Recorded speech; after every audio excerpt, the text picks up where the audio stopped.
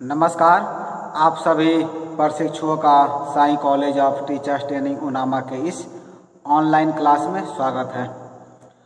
आज के क्लास में हम बात करेंगे डीएलएड फर्स्ट ईयर के पेपर कोड F11 के यूनिट 5 से। जैसा कि आप सभी को पता होगा, डीएलएड प्रथम वर्ष के F11 में आप सभी को पढ़ना है कला समेकित शिक्षा, और कला समेकित शिक्षा के अंतर्गत यूनिट 5 में हमको आकलन एवं मूल्यांकन के बारे में पढ़ना है, जिसमें हम पिछले वीडियो में बात कर रहे थे कला का मूल्यांकन यानी कि इवोल्यूशन ऑफ आर्ट्स के बारे में। और आज का हमारा टॉपिक है, आज हम बात करने वाले हैं मूल्यांकन के उद्देश्य। आप सभी हेडिंग देंगे पर्पस ऑफ इवोल्यूशन। आज का हमारा टॉपिक है मूल्यांकन के उद्देश्य यानी कि पर्पस ऑफ इवोल्यूशन के बारे में हम आज चर्चा करने वाले हैं। तो सबसे पहले आप हेडिंग देंगे मूल्यांकन के उद्देश्य। तो मूल्यांकन का उद्देश्य में आप सभी को लिखना है, आप लिखेंगे कि शैक्षिक प्रक्रिया में मूल्यांकन विधि की एक अत्यंत महत्वपूर्ण भूमिका होती है। हमने पिछले वीडियो में बताया था कि क्या इसका महत्व है, क्या इसका इम्पोर्टेंस है, और आज हम जान रहे हैं इसके उद्देश्य के बारे में। तो उद्देश्य में सबसे पहले आप सभी को लिखना है कि शैक्षिक प्रक्रिया जो होती है, जो एजुकेशनल प्रोसेस होता है, उसमें जो है इवोल्यूशन का यानी कि मूल्यांकन विधि का एक बहुत ही महत्वपूर्ण भूमिका होता है, एक इम्पोर्टेंट रोल होता है। क्योंकि मूल्यांकन के माध्यम से ही विषय विशिष्ट की ज्ञानात्मक एवं कौशलात्मक उपलब्धियों का निश्चयीकरण किया जा सकता है या किया जाता है। कला शिक्षण के उद्देश्यों एवं आवश्यकताओं की पूर्ति हेतु मूल्यांकन का कार्य किया जाता है। क्योंकि हम लोग कला में पढ़ रहे हैं, कला शिक्षा में, तो कला शिक्षण के उद्देश्य जो होता है, उसका जो आवश्यकता होती है, इसकी पूर्ति हेतु, इसको पूरा करने के लिए क्या किया जाता है, मूल्यांकन का कार्य किया जाता है। चलिए यहाँ भी हम ना बिंदु वाइज सब चीज़ों को समझेंगे ताकि आप बेहतर तरीके से अपनी परीक्षा में इसका आंसर लिख सकें। तो आप क्या करेंगे, पहला बिंदु देंगे, नंबर 1 लिखेंगे। 1 में आप सभी को लिखना है कि मूल्यांकन का प्रमुख उद्देश्य, क्योंकि हम लोग उद्देश्य पढ़ रहे हैं, इसका पर्पस पढ़ रहे हैं, तो हम क्या करेंगे, एक एक चीज बिंदु वाइज समझेंगे ताकि आप बेहतर तरीके से क्या कर सके, अपनी परीक्षा में उत्तर लिख सके और आपको याद भी रहे। तो आप पहला बिंदु देंगे या पहला नंबर 1 लिखेंगे। 1 में आप सभी को लिखना है कि मूल्यांकन का प्रमुख उद्देश्य यह जानना होता है कि छात्रों को कला संबंधी जो ज्ञान प्रदान किया गया है वह किस सीमा तक उन्होंने ग्रहण किया है। यानी कि आपको जितनी कला सिखाई गई है, जितना चीज़ आपको बताई गई है, आपने कितना उसे ग्रहण किया, कितना उसे अपने अंदर आत्मसात किया है, वो पता करने के लिए क्या किया जाता है, मूल्यांकन का कार्य किया जाता है। चलिए अब आप लिखेंगे, दूसरे में लिखेंगे, दूसरे बिंदु में आपको लिखना है, सेकंड में आप सभी लिखेंगे, सेकंड में लिखेंगे कि मूल्यांकन के माध्यम से शिक्षक या टीचर जो होते हैं यह जानने का प्रयत्न करते हैं कि यह जानने का प्रयास करते हैं कि छात्रों की सफलता और असफलता के लिए कौन कौन से गुण और अवगुण उत्तरदायी हैं। यानी छात्र यदि सफल हो रहे हैं या फिर छात्र असफल हो रहे हैं, तो छात्रों की सफलता और असफलता के लिए वो कौन कौन से गुण या कौन कौन से अवगुण उत्तरदायी हैं। यानी कि यदि आप सफल हो गए तो आपके अंदर कौन सा गुण था जिसकी वजह से आप सफल हुए, और यदि आप असफल हो गए तो वो कौन सा अवगुण था जिसकी वजह से आप असफल हुए।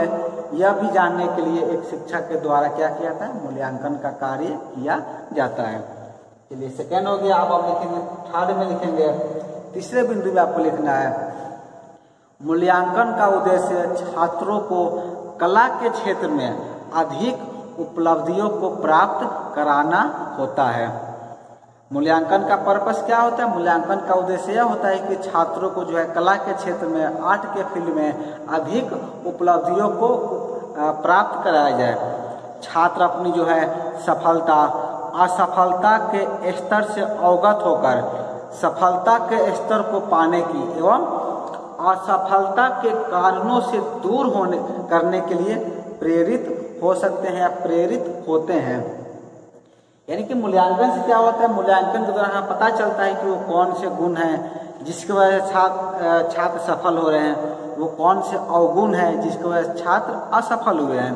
तो हम क्या कर सकते हैं, ये उन्हें बता करके छात्र अपनी इस गुण और अवगुण से अवगत होते हैं। और जब छात्र अपने गुणों और अवगुणों से अवगत होंगे तो क्या करेंगे, वो कला के क्षेत्र में या किसी भी क्षेत्र में, केवल यहाँ कला की बात हम नहीं करेंगे, यहाँ कोई भी क्षेत्र कोई भी फील्ड हो, सब में क्या कर सकते हैं, वो बेहतर उपलब्धि को प्राप्त कर सकते हैं, बहुत आगे तक जा सकते हैं। चलिए 3 हुआ, अब आप लिखेंगे चौथे में लिखेंगे, चौथा बिंदु में लिखना है। 4th नंबर में आप सभी लिखेंगे कि शिक्षा की दृष्टि से मूल्यांकन का प्रयोजन उसकी व्यवसायिक कुशलता का विकास करना होता है। चौथा में आप सभी क्या लिखे, 4th में आप लिखना है कि शिक्षा की दृष्टि से यानी कि एजुकेशन के पॉइंट ऑफ व्यू से मूल्यांकन का प्रयोजन क्या होता है, उसकी व्यवसायिक कुशलता का विकास करना होता है। यानी कि उसका जो प्रोफेशनल कैपेसिटी होता है, एजुकेशन के प्रोफेशनल कैपेसिटी का डेवलपमेंट करना यानी कि विकास करना इसका प्रमुख उद्देश्य होता है। अब आप लिखेंगे 5वें नंबर में, 5वें बिंदु में आपसे लिखेंगे, 5वें नंबर में लिखना है कि कला एक प्रयोगात्मक विषय है। आप सभी जानते हैं कला एक प्रैक्टिकल सब्जेक्ट है। तो मूल्यांकन छात्रों द्वारा प्राप्त जानकारियों को प्रयोग करने की कुशलता, उनकी रुचियों, जीवन मूल्यों, अभिरुचियों में हुए परिवर्तनों के विषय में जानकारी प्राप्त करने हेतु किया जाता है। यानी कि आप 5वें बिंदु में क्या लिखे, कला क्या है, कला एक प्रैक्टिकल सब्जेक्ट है, प्रयोगात्मक सब्जेक्ट है, प्रयोगात्मक विषय है। इसमें क्या किया जाता है, मूल्यांकन द्वारा छात्र जो जानकारी प्राप्त किए हैं, जो उनके अंदर कुशलता है, जो जिस चीज में उनकी रुचि बढ़ी है, इसके बारे में भी जानकारी प्राप्त किया जाता है। इसके बाद लिखेंगे आप 6ठे बिंदु में, 6 में आप सभी को लिखना है कि मूल्यांकन प्रक्रिया का आयोजन विशिष्ट छात्रों संबंधी विकासनात्मक स्तर को निर्धारित करके उनको समयोग्यता समूह में वर्गीकृत करने के उद्देश्य से भी किया जाता है।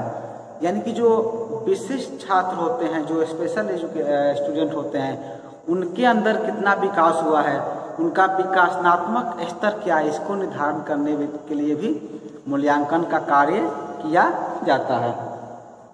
इसके बाद लिखेंगे आप 7 नंबर में, 7वें बिंदु में लिखना है, 7 में आप लिखेंगे कि विद्यार्थियों को स्वयं अवलोकन करने में कुशल बनाया जा सकता है।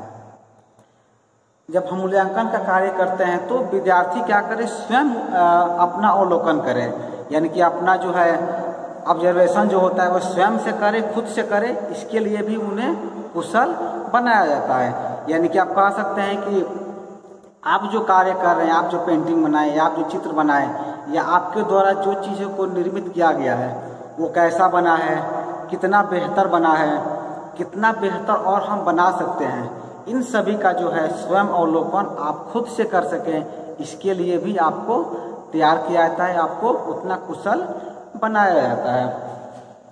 तो ये आप लिखेंगे, आप 8वें बिंदु में लिखना है आपको, नंबर 8 में लिखना है कि शिक्षकों को विद्यार्थी के साथ कार्य करने के संबंध में निर्देशन प्रदान किया जाता है।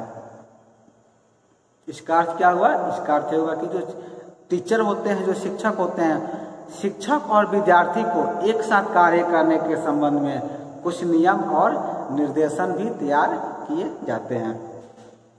उसके बाद लिखेंगे 9 नंबर में, आप 9 पे आपको लिखना है कि माता पिता को अपने बालक के साथ कार्य करने के संबंध में निर्देशन प्रदान किया जाता है।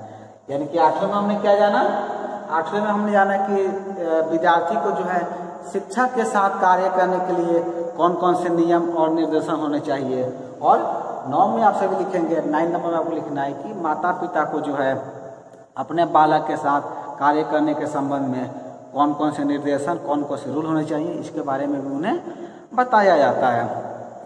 इसके उपरांत आप लिखेंगे कि यह संपूर्ण मूल्यांकन प्रक्रिया जो है लक्ष्यों से संपूर्ण शैक्षिक क्रिया जो क्या होती है, प्रभावित होती है।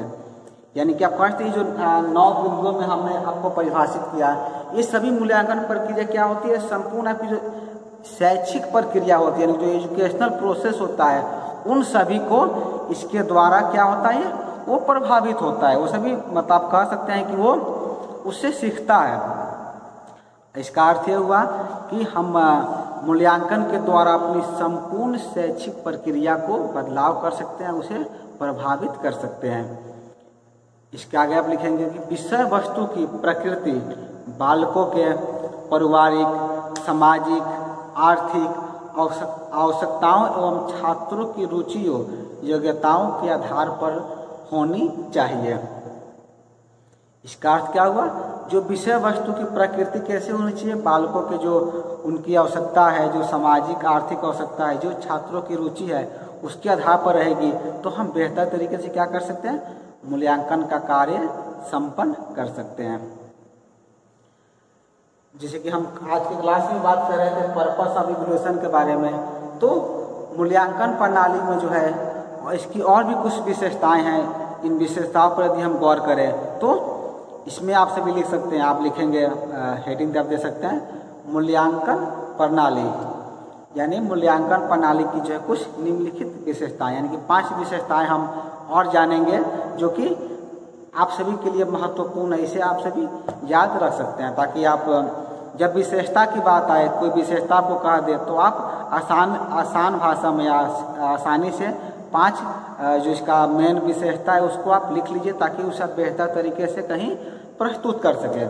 तो चलिए आप पहला लिखेंगे, वरना सभी को लिखना है, आपने लिखा अभी मूल्यांकन प्रणाली। मूल्यांकन प्रणाली की जो है निम्नलिखित विशेषताएं हैं। पहली विशेषता आप लिखेंगे, इसमें आपको लिखना है मूल्यांकन एक सतत प्रक्रिया है। मूल्यांकन क्या है, इवैल्यूएशन क्या है, एक सतत प्रक्रिया है, ठीक है। और सेकंड में आप लिखेंगे, 2 में आप सभी को लिखना है मूल्यांकन एक निर्णयात्मक प्रक्रिया है। मूल्यांकन क्या है, एक निर्णयात्मक प्रक्रिया है, ठीक है।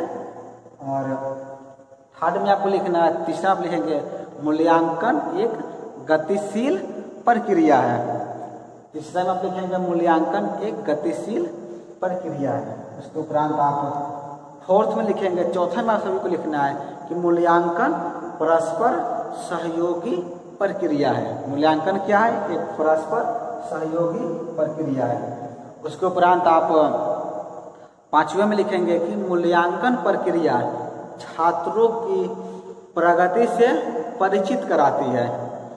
मूल्यांकन प्रक्रिया क्या करती है, छात्रों की जो प्रगति हो रहा है, छात्रों का जो विकास हो रहा है, उससे भी हमें परिचय कराती है, उससे भी हमें अनुभव कराती है।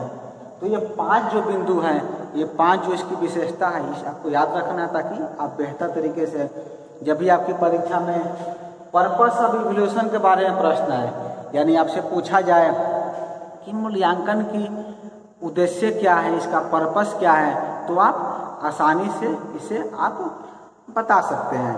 तो हमने यहाँ पर कितना बिंदु, आपको 9 बिंदुओं में आपका जाना पर्पस ऑफ इवैल्यूएशन के बारे में, ठीक है। उसके बाद हमने इसकी जो 5 प्रमुख विशेषताएं हैं, इसके बारे में भी हमने आज के क्लास में, आज के वीडियो में आपसे डिस्कस किया। तो आज के क्लास में इतना ही। हम अगले वीडियो में आप सभी के लिए लेकर आएंगे कला मूल्यांकन विधियाँ, यानी कि methods of evaluation in arts.